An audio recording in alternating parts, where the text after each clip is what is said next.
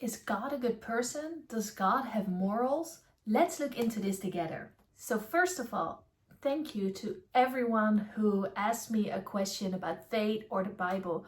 I'm so grateful to know what's going on in your minds. So when I answer a question, I want to make sure I do enough research to do the question justice and really come with a good answer. So I will not make a lot of videos at the same time. I'm gonna make sure that I take time for each question.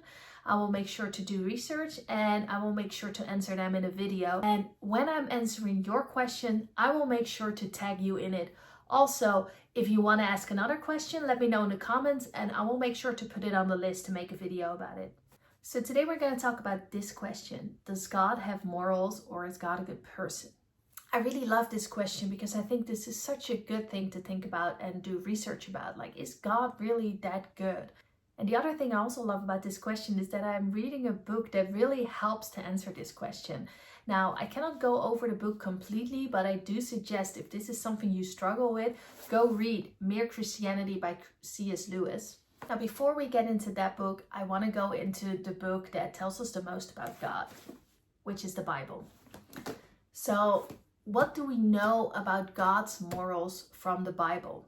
First of all, we know that God created the 10 Commandments. So if you look at the 10 Commandments, there's two parts to it. The first part is kind of like our relationship with God and how God should be our only God. And the other part is about how we as humans should be with each other. And if we really look at what comes out of those rules is that we don't hurt each other. We're kinder towards each other. So we can know that the morals that God gives in the 10 Commandments, these are morals that today we still all think are good morals to have.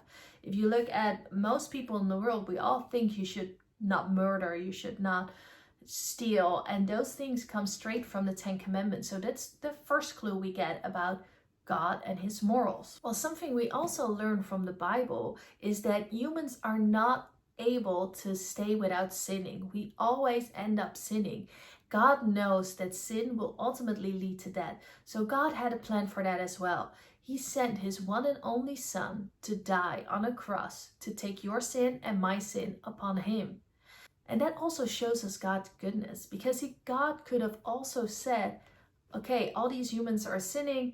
Let's just remove everyone from this earth and let's make a new earth and try it again, or whatever plan he could have.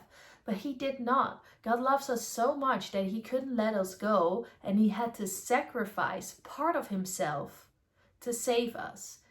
Part of himself had to suffer so deeply to save us. So that also shows us the goodness of God.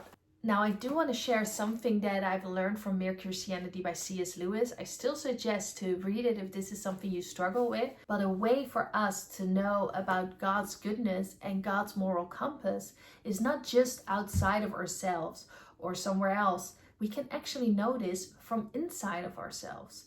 And we are created in God's image, and something that we can know from the whole world, no matter what religion, no matter where you've been born, there's a certain moral compass that everybody has inside themselves. There are certain moral rules that somehow everybody knows. And these are not rules we like to keep. We would rather break them, but still we keep them. It's like when you go into a bus and there's a seat that's saved for an elderly person, and you want to sit because you're tired, and you're going to sit on that chair, and then an elderly person walks in. Something inside of us tells us we need to stand up and let the elderly person sit.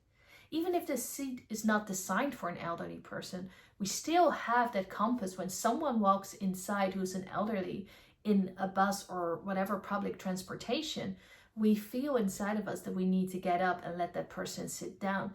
Now, sometimes there are people who stay sitting.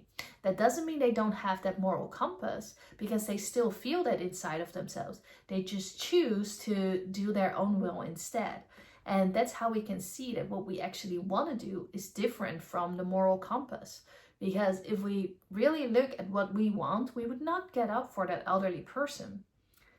Because we want to stay seated. We were tired. We needed that seat. We get up because we feel inside ourselves that that's the right thing to do.